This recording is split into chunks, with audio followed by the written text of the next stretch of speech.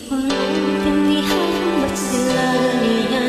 Saan kami nakikita at pinag-uusapan? Kasalanan ko ba ay hindi ko iwanan? Magkaroon na lang nga ng yaman.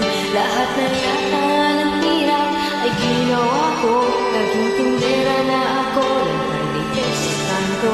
Naging construction worker para lang mabuhay kayo. Kay impersonator ang nagtrabaho ko. Ay hirap talagang mag-iisang ina. Mahaba dapat ang iyong pasensya.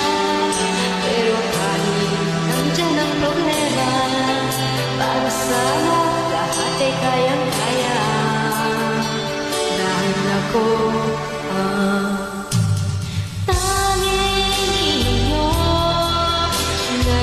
palitan tayo, first ng bata pa kayo.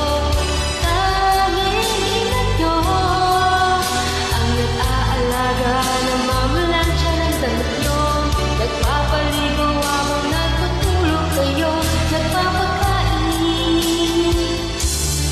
nagasin.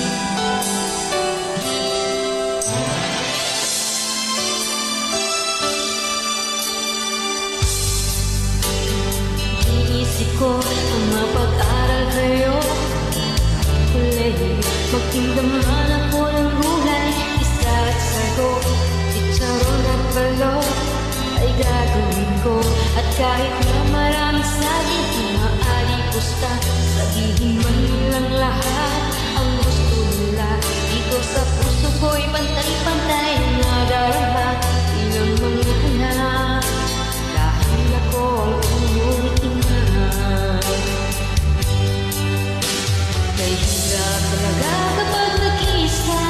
Responsibilidad mo hindi basta-basta. Kuryente, tubig, bayad sa kasera.